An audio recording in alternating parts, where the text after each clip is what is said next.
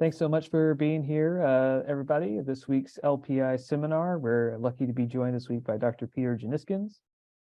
Peter is a meteor astronomer with the SETI Institute and NASA Ames Research Center. His projects include consortium studies in search of the origin of our meteorites in the asteroid belt.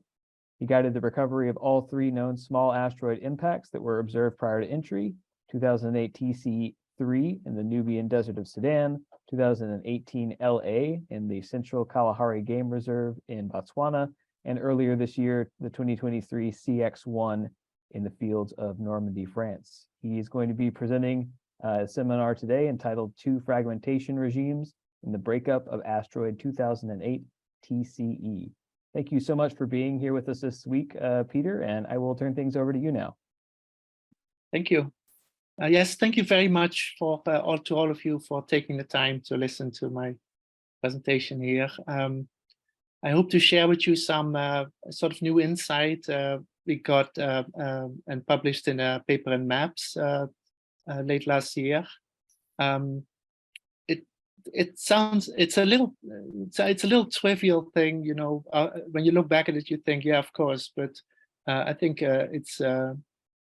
it's interesting and important insight into you know, how meteoroids fragment and where our meteorites that we find on the ground are coming from in the original asteroid that's coming in.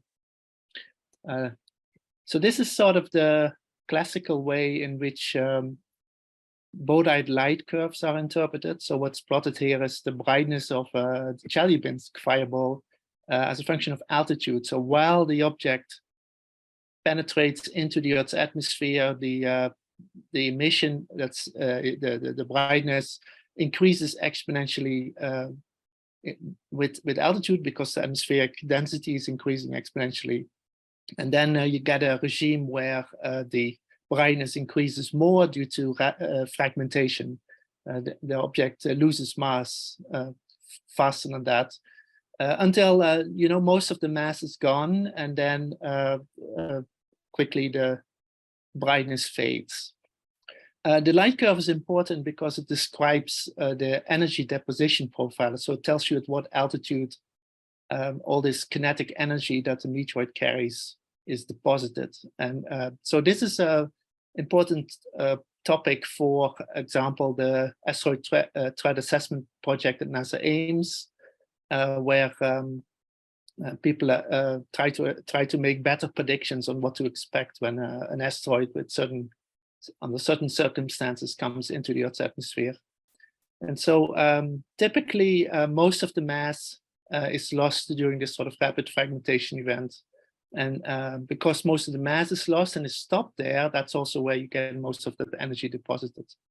But these models are done sort of one-dimensionally. They're sort of constructive in the way the modeling is matched to the observations. You basically just add periods of fragmentation to the object. It doesn't really tell you what happens to the asteroid coming in. For that, you would like to do some sort of 3D modeling of the entry, a complete fluid dynamic type of modeling. And that hasn't really been done until now. From the sort of the first attempts at that, I think we got some really cool insight into what's important, what's interesting. So the insight came from us looking at the case of asteroid 2008 TC3. And you all know the story. The asteroid was seen coming in. It was detected on October 6 in 2008 by Richard Kowalski at the Catalina Sky Survey. It was tracked for almost 21 hours before it impacted the Earth. And that gave enough warning time for you know, people to be prepared to have some trail sensors added and later to analyze that data. And so this case is still unique in the sense that the asteroid was observed incredibly well in the hours leading up to the impact. It was imaged by Ron Dantowitz and his colleagues at Clay Center Observatory in very short periods of time. You could see how the asteroid was, the brightness was increasing and decreasing and so on. And this from the, showing different phases of the asteroid to the observer, showing different amounts of reflected sunlight to the observer. And this can be used to reconstruct the shape of the asteroid. And even to get the rotation axis and even the precession axis, because this thing was actually tumbling. And so for TC3, it's still the only asteroid impact that we know of for which we have a shape and an orientation of the object while coming in the Earth's atmosphere. So this is sort of the, best case scenario to be modeled. The asteroid impacted in the north of Sudan. Sudan is at the moment going through some troubles, but when this happened, there was peace, and it was actually possible to go to that area. The asteroid impact came from the west and impacted in the Nubian Desert, close to the border of Egypt, near Station 6, near a railroad line that had a number of stations, and number 6 is where the asteroid came down.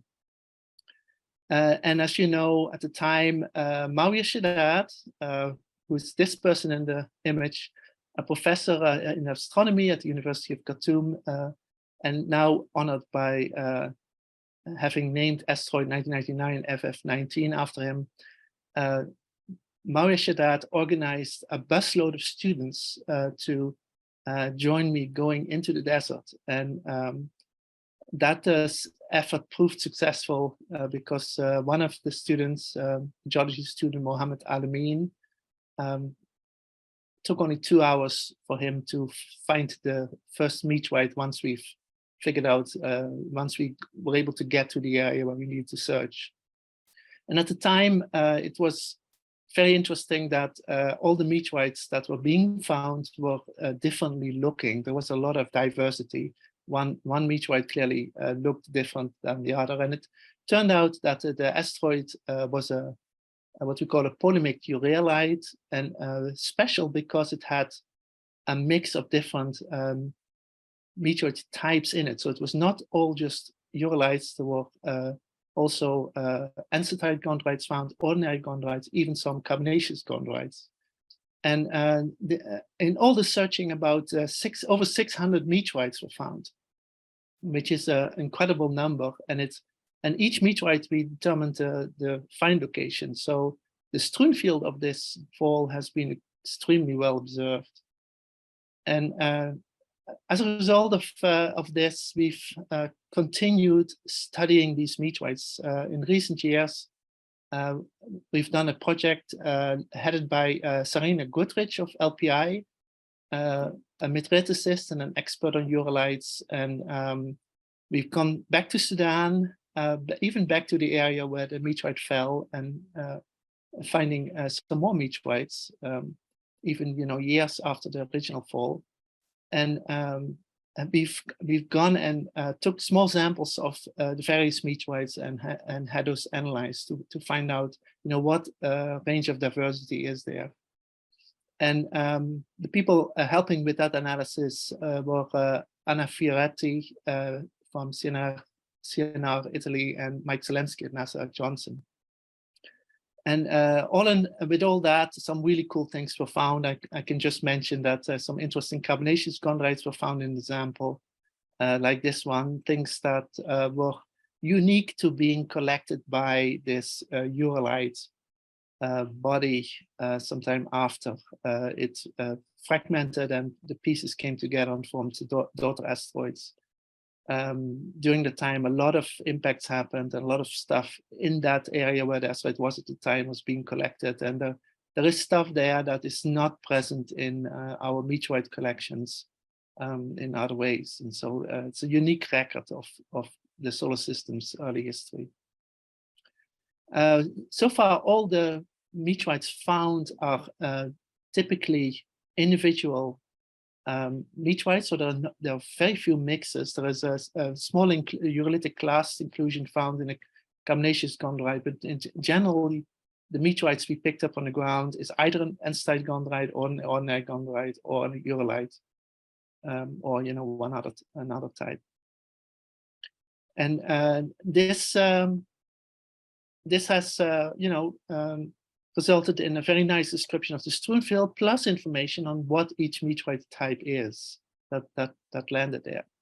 This is the view of that Twinfield. Just look at the space bar there. It's 10.4 kilometers. This Twinfield was about 30 kilometers long.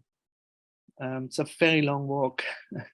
Mario Shaddad organized a large group of people, students and staff, to help search. At one point, he had 105 people in a long line searching the desert. And so, yes, this was a significant effort, and still, I think, one of the best described Twinfields we have. Now, one thing that I noticed early on that was strange about this Twinfield is that there is basically two regimes. There is an area where the meteorites are in a very narrow strip, and there is an area where the meteorites are much wider scattered. The scatter may even be a little bit wider than actually observed, because on one of my more recent trips, I met with a person who claimed to have found some meteorites in that area close to Station 6. Those did look like they were meteorites that were part from our Twinfield. And so it's possible that there were meteorites in that area as well that were taken out of the field before we did our searches. So I've seen this before. This is not the first time that I've seen a narrow strip and at the head of it, a wider distribution. The second case of an asteroid being spotted in space and tracked was 2018 LA, which landed in the Central Kalahari Game Reserve in Botswana. And at the time, I teamed up with Oliver Moses and Mutsuba Gabadioa, and we found a way, to get to the area where we needed to. We triangulated the place where we needed to look, which was in a wild, in a game reserve, with lions and giraffes and elephants and all sorts of animals, far from the road. And so we had to, create our own road. Needed support from the park rangers. But we were able to search in that area. And the very first meteorite we found was actually found about 1 kilometer and a bit away from the central line, where it says camp here on the picture. It was found very close to where we had set up camp. That was our first find. Once we had figured out more precisely where to look, we were able to better define where the line was. And we went back in October of 2018 and found 22 more meteorites, all small. And they were all distributed in an extremely narrow strip, and not more than 500 meters wide on the ground. And again, here's a situation where you have a narrow strip where meteorites are found, and then some larger meteorites that were found more spread out. And if you want to know how it feels to find a meteorite, I actually had a camcorder on loan at the time, and I made this movie, and it's not reenacted. This is the actual find of my number 6.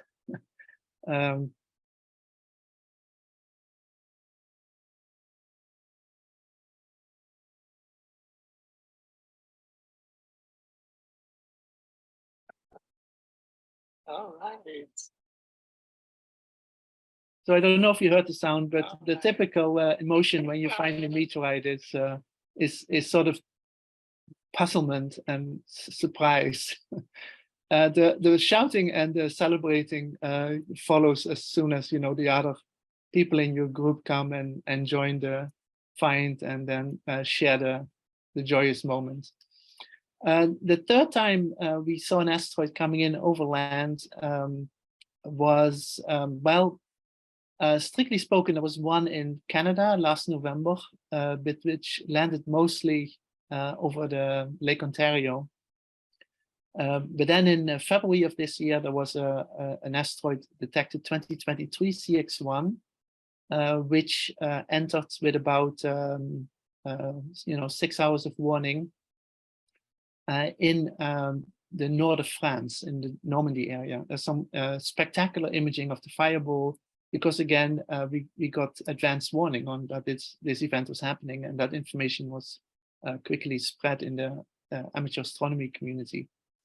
That fall wasn't as big an object. It looked maybe difficult to do. There was a nice flash at the end, but after just the 2 hours of looking at the right spot, we found a nice 95-gram meteorite.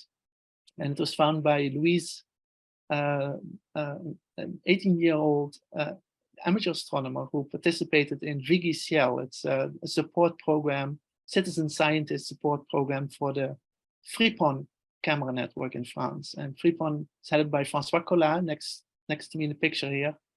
And so I teamed up with François and helped them to get to their first find. And so we celebrated and had a really good time. The second meteorite I found myself, a tiny one, only 3 grams, but having the 3 gram and the 95 grams, that helped define the location of the Twinfield. So we had the whole Twinfield settled. And this is how it looked like. So the first meteorite was found in the center of the image, where it says 92.6 grams. That's after the meteorite dries out. The name of the meteorite is Saint-Pierre-le-Vigier, after the nearby town. Very appropriate name. Saint Peter the Vigorous. Saint Peter, Peter of course means rock, and so hence it being a good name. But note again that second meteorite, the 3 grammer, was found near Angers, and it's most of the meteorites found later were found in a very narrow strip. Again, a few hundred meters wide, and then some other meteorites are found in a much wider area. So the bigger meteorites fall further. And so that seems to be a trend. Now, for people who are keeping track of these events, as far as having asteroid sample return, where the asteroid was seen in space and we have a sample of it, we have 2 space missions that have completed and brought back samples to Earth, and the third one, OSIRIS-REx mission, bring back samples from Bennu, is coming September the 24th. So it's just a month and a half from now. In the meantime, the university students are keeping track. We had TC3, and then we had 2018 LA, and now we've also recovered 2023 CX1. There's also this asteroid in Ontario, 2022 WJ1, and at the end of the trajectory was over land, and so there is a possibility that material will be recovered. If not, will be dredged out of the Lake Ontario. I mean, there's a lot of meteorites that fell in the lake according to radar Doppler footprints. So with TC3, I actually found the biggest one after my driver decided to put the wheels smack over a big rock in the sand. He drove right over it. And so I said, no, stop, and we turned around, and then that's how that thing was found, a Eurolite. And so this is how that Twinfield looked. Maria was the one who pulled all this together and made these really large-scale searches possible.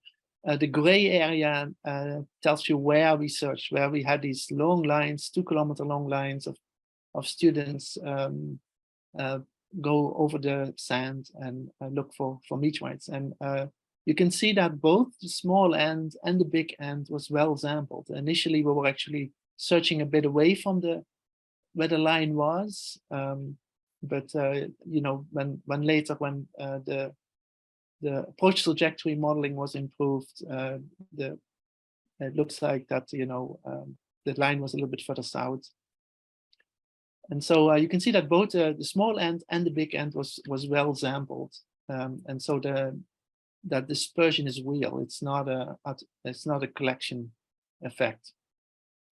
There's another interesting peculiarity, that is that if you plot the mass of each meteorite as a function of where they were found along the approach path, then you can sort of draw a line as where you would expect meteorites of different mass to have fallen. So if you have a small meteorite that is quickly stopped by drag and it falls close to where the breakup event happened, if you have a bigger meteorite, it's harder to stop, and so it keeps going. And the dependency of that is that sort of black line. The meteorites that are found below the dashed line are probably secondary fragments that happen when the rock falls on the ground and the piece breaks off. But as you can see, the really big masses are found above the black line. And so it is as if those big pieces originated from the asteroid at a time when it had already significantly slowed down. So there was some amount of deceleration that had occurred before those fragments were released. And that's a clue, a big clue. Early last year, the US government released the light curves of a lot of the bolides that are detected from space. So this object was actually very well observed by many satellites, including Meteosat, European weather satellite. The US government satellite data are now available on the JPL NEOS website, and this is basically the curve that's published there, the sort of central part. And the interesting feature of this light curve is that it had sort of this big peak around 37 kilometers, and then there was an end flare at around 32 or 33 kilometers. And that those two events, you know, correspond to most of the mass loss that this thing had. The dust train of the entry was also very well observed because the sun, this thing happened shortly before sunrise, and so when the sun was rising, it was shining on the dust train in the atmosphere. And you can actually see how deep the dust is in the atmosphere, because low in the atmosphere, the sun is seen just rising, so it's still red in color, and it shines a red light on the dust. While if you go higher up, then at that time already the sun is higher up above the horizon, and you get more typical bluish color. And so from just looking at the color, you can trace the altitude of the dust. And this shows also the two episodes of dust ejection. So most of the dust is sort of the bluish area is the 37 kilometer deposit. And then at the very end, you had this sort of end flare that created this final blob. From space, this Meteosat data looked like this at the end. So you can see this 37 kilometer deposit very clearly. And then the 33, this is in infrared light.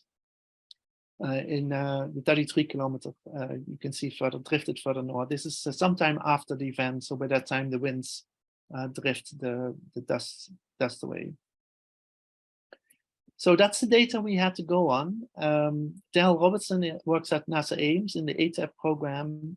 He's a hydrodynamic, he does hydrodynamic models, and this was the first model we developed to see how this happens, how this entry of TC3 could have happened. So the first thing Dell found he needed to do was that the shape model for TC3 was not clear, because there were two shape models published which were in two different coordinate systems, and it was not clear which of the two was correct. So he actually simulated the reflection of sunlight on the asteroid and figured out which of the two shape models had the correct coordinate system. And he found out that unlike what I'd said for a long time, that the asteroid came in sort of flat face first, it actually came in sort of butt face first. I'll show you in a sec. So the next step we had to do was figure out, so what was the size of the asteroid? We did a lot of studies of that, and in the end settled on that TC3 likely had a low albedo, around 0.04, and was therefore a fairly large object based on the kinetic energy deposited and based on how bright this object appeared in space. So we assumed a low albedo 0.05, and that makes the object 5.4 by 4.3 by 3.4 meters in size. That makes a mass of about 75 tons, and we put in the model a strength of 10 megapascal. This strength defines how deep your object penetrates in the atmosphere. So this was matched to the altitude we measured from for TC3. So this shows you just how big TC3 is. It's like the size of a small car. Compared with 2018 LA, which was about a meter in size. 2022, the one in Ontario, in Canada, was smaller, half a meter. And the one in Normandy, we don't know yet. We're still working on that, but it's probably going to be around a meter as well. And compared with Chelyabinsk, which was a 20-meter object, and these things move at colossal speeds. So they carry a lot of kinetic energy. So this was the modeling that Daryl did to get the shape model to be right. And this is the orientation that the asteroid actually entered the Earth's atmosphere. So it came sort of X-butt first and not flat face first, as it thought.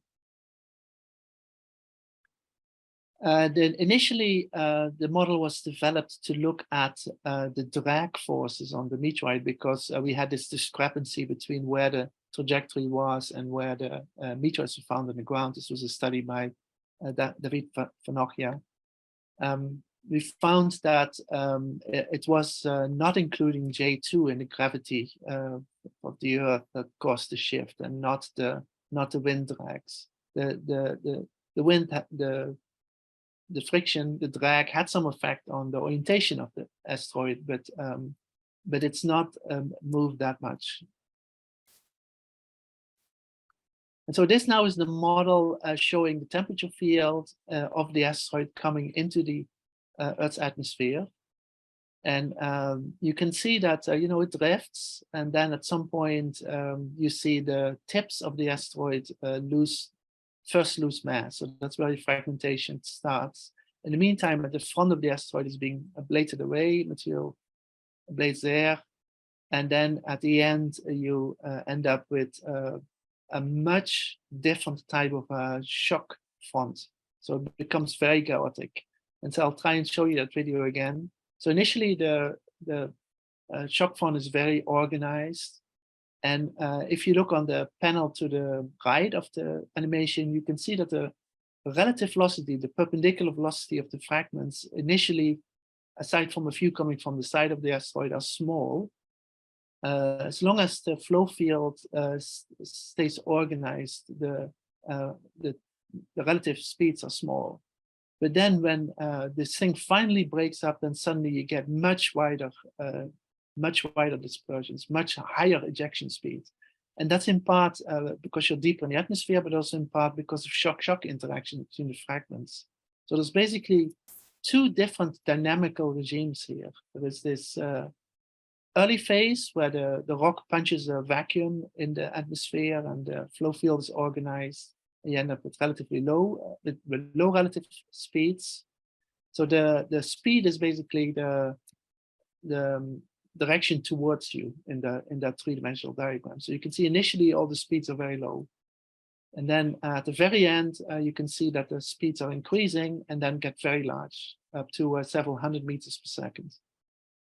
And that's what we observe with these asteroid re-entries. What's also striking about the flow field is that the final part, in the final step, the fragments are moving away from each other. So there is like a radial expansion of the pieces. And you don't see that in the beginning. In the beginning, everything sort of flows away and behind the surviving part.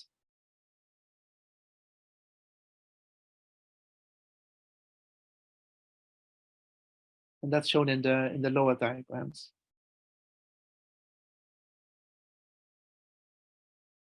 So at this point, you get these high ejection speeds. You see all these little arrows radiating away from the object itself.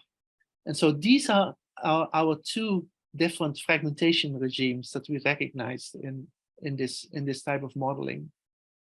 So in summary, again, initially you sort of see these low relative ejection speeds when there's still cohesion in that large surviving fragment. When the large surviving fragment is basically determining the flow field. And then when that catastrophically breaks, there's a moment where it can't handle on and it breaks, then you get these high radial velocities. And so we are thinking that that's the reason why we have these two fields. So initially, all the small fragments are from the earlier mass loss, just before, as long as there is still sort of a leading fragment.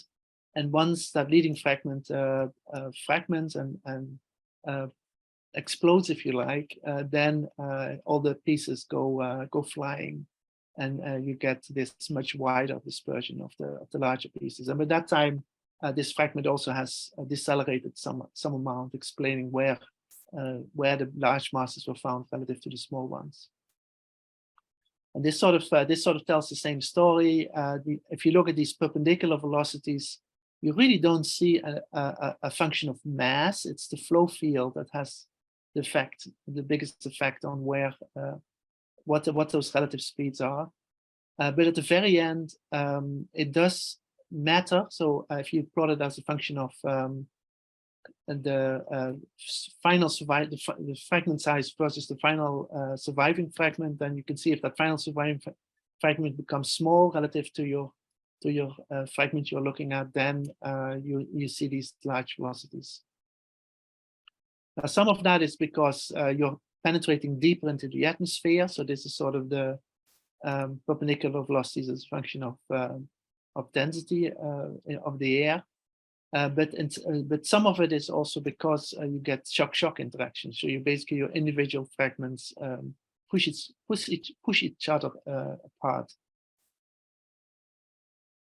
And so this was the sort of simulation we did. In the end, we could match the relative dispersion nicely, but we couldn't quite match the size of the vertical dispersion. And I think that was because of the resolution of the model. So the resolution isn't quite fine enough to get to these very high speeds. We tried to do secondary fragmentation, but that didn't quite didn't improve that model a lot. So in summary, initially, you lose mass from ablation and things going in melt and in vapor. And then at some point, the asteroid gets deeper into the atmosphere, where it becomes the pressure becomes so big that relative to the strength inside the asteroid, that you have sort of a weakness. And that's when you get a rapid acceleration of mass loss, and that's where we get our small surviving masses from. And then there's this little surviving fragment that only at the very end breaks. And that's apparently where we are getting our larger meteorites from that fall on the ground. And what's interesting about it is also that in this picture, that surviving piece causing the bigger meteorites is at the back of the meteoroid. And this was something that I'd always been puzzled about, because when we did a study of Charichicek in September of 2015, we had a nice meteorite analyzed for how deep it was inside the original meteoroid. And the answer that came back was, given how was it exposed to cosmic rays while in space.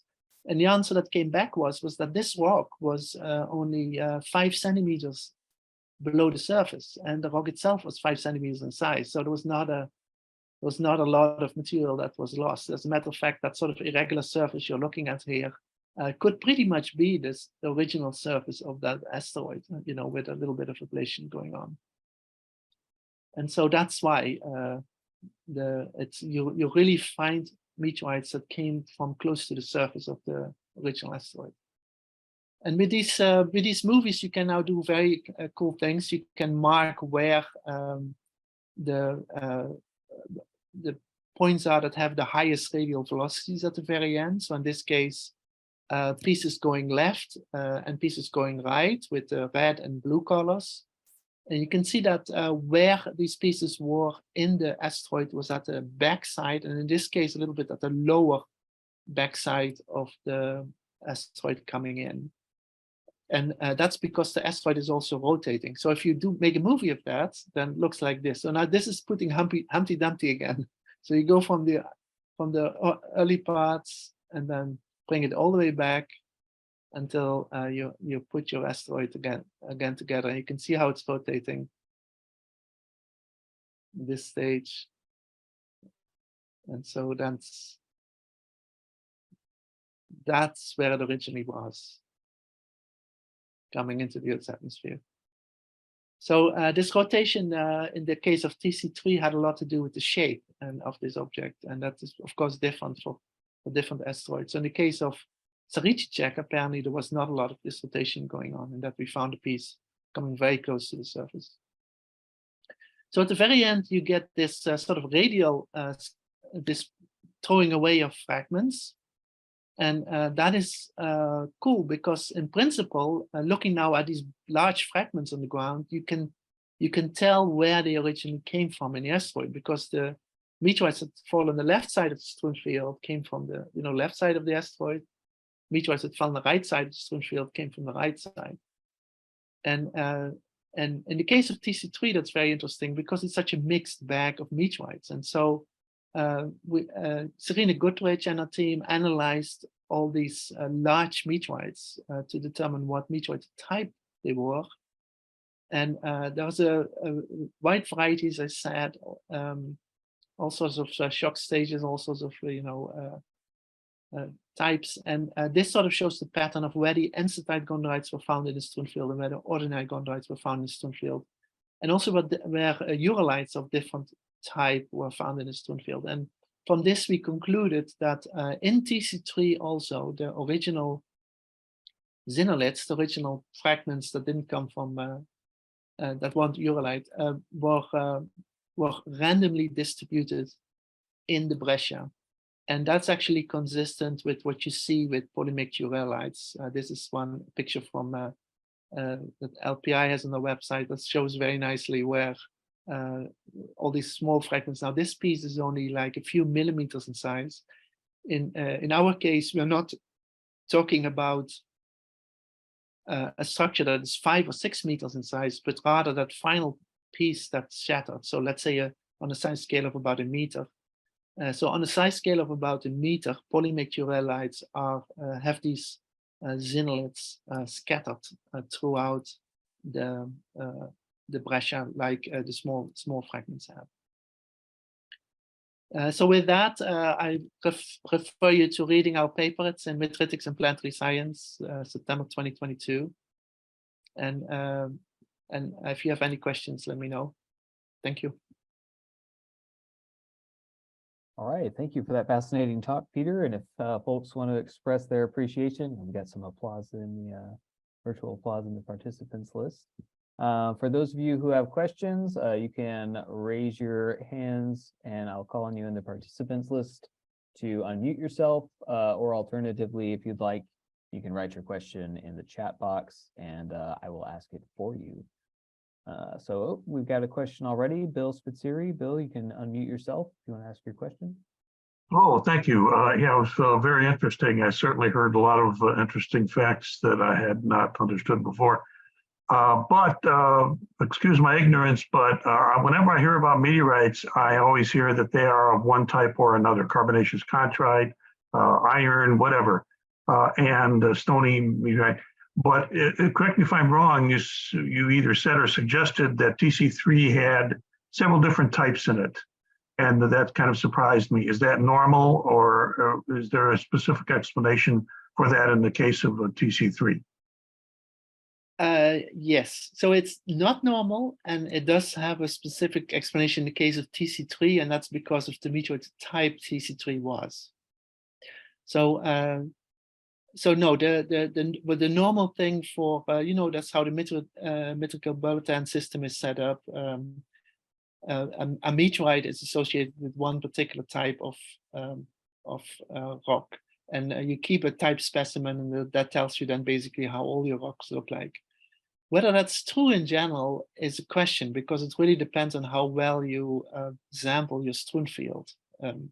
That's basically what TC3 showed. You have to collect not just one fragment, you have to collect lots of fragments to really get a sense on what is your diversity in your rock. Now, in the case of TC3, it's still an extreme case because it was a polymictic rhyolite, and polymictic rhyolites are known to have these xenoliths in them, these strange inclusions. And when polymictic rhyolites normally are found, you get small samples, and you see those inclusions on a sort of a millimeter, sub-millimeter size scale. In the case of TC3, they were there on fist-size samples, and so it was a really it was not just a very cool asteroid coming in and being the asteroid impact being so well observed and so on, but it was also a very interesting case where you had a mixed bag of meteorites coming in because the breccia itself was had that nature to it. And since that time, I've always emphasized that when we do these studies, that we try and collect as many fragments as possible to get a sense on whether a fault could be more meteorites.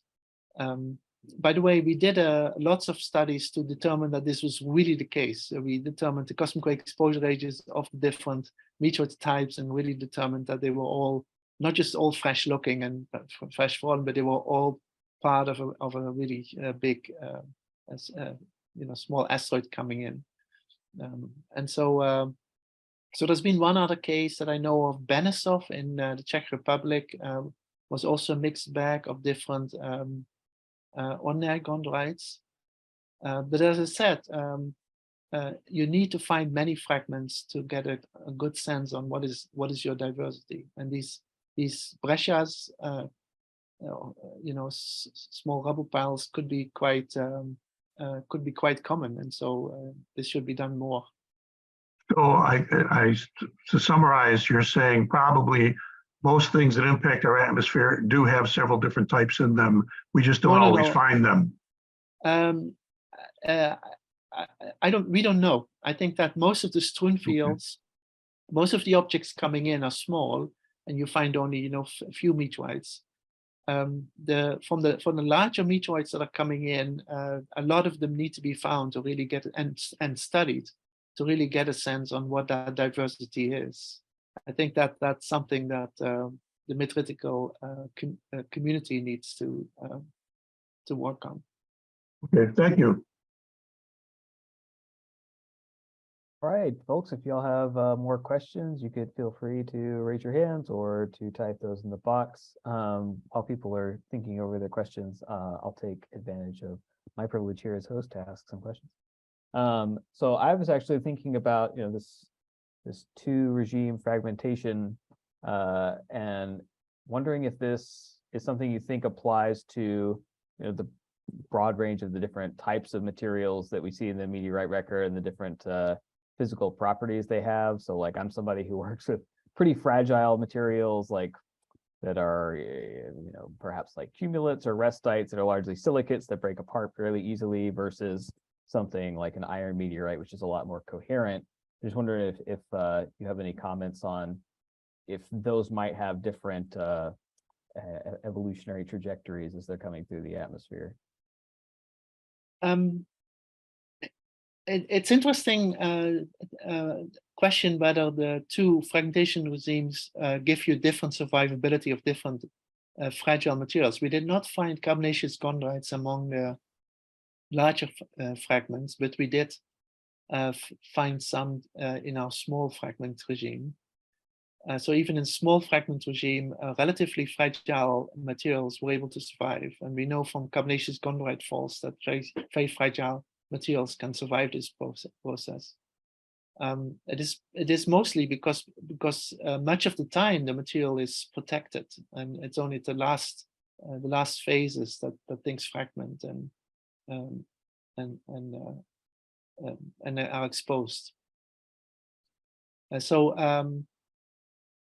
yeah, this would be an interesting thing, is to consider basically, if you find fragile materials in the strewn field, is to consider where in the strewn field you are, and make records of that, because in the end that could be very interesting point of study. Definitely, and I think it could perhaps point to some of the inherent biases that we have just in the materials that we're able to collect, if Yes. we can figure out, yeah, how they're breaking apart and ablating during this process. Yeah, the TC3 itself was a wake-up call for many people in that respect, because the disruption was at 37 kilometers altitude, and at that time in 2008, there had never been meteorites recovered from something that broke apart that high up. This was a fragile object, and there was just no. People gave up on that to go with. But in this case, the object itself was big. It's a lot, 75 tons coming in, of which we estimate about 39 kilos survived. So given, yes, most of the material is lost, but and from that 39 kilos, I think about 11 was recovered. So yeah, so it's and we base that on the fact that you tend to get a sort of an even distribution of mass per kilometer along track. So if you think you're completing your sampling in one area, then you can sort of extrapolate to the smaller stuff, and that gives you then that sort of sense. But it's a very small fraction that survived, but because the object was so big, something did. And even with Chelyabinsk, which was a 20-meter size object, meteorites did fall on the ground. But again, a tiny fraction of what came in originally. Thank you. Okay, we have another question now from one of our audience members, Celsa Canedo, is asking, when you're meteorite hunting around the world, do you have a way to tell if fragments belong to the same event? How different are these samples from the other materials that you may find on Earth in the same environments? So I do these projects only when there is, information on the approach trajectory. I'm a meteor astronomer, not a meteorite hunter in that sense. But if I go and look for meteorites, usually with a group of people, my lesson given is usually to say, look for rocks that are out of place, that look different than what's in the local environment. Don't put a filter on in your mind that you look for like a black rock or something that's magnetic or something, whatever definition you may have for what a meteorite looks like, because in reality, there is a wide variety of shapes and sizes. And I learned that from TC3. It was just such a mixed bag of stuff coming in. Every meteorite looked differently. And since that time, I've had shocked meteorites that were already a glass, that therefore did not hold on to its fusion crust, and so they did not have a fusion crust. Well, sort of the rule of thumb is that all meteorites have a fusion crust. It's not true. In that case, then I've had weird. You saw the diogenite that I found in Botswana that just had this really really like it went through the atmosphere, bubbly sort of look to it. That's also very uncommon. Usually you don't, if you have a bubbly looking meteorite, and that's sort of usually a red flag saying that is not a meteorite, but that one was. And so yeah, look for things that are out of place, and keep your magnets away from the rocks, because they have a natural magnetism, and some researchers are interested in examining that. Also keep your cell phones away, because they have magnets in them. All right. Well, but it's meteorites, going out from looking for meteorites is really fun doing if you're with a group of people, because you share the excitement if something is found. And if you are with large enough group, then sooner or later somebody will find something. And then it's just as much fun, when somebody else finds a meteorite than you do. It's really a group effort. But of course, you're proud when you actually manage to do find something. And then sort of my goal always has been to try and then collected pristinely, and that's a very hard thing to do, because it's the same problems as with sample return. You have to really think about how you keep your sample from being contaminated by the terrestrial environment. If you touch a meteorite, then your amino acids will soak into it. Certainly carbonaceous meteorites are very porous. They suck in water, and so any moisture will distribute your contaminants inside the rock.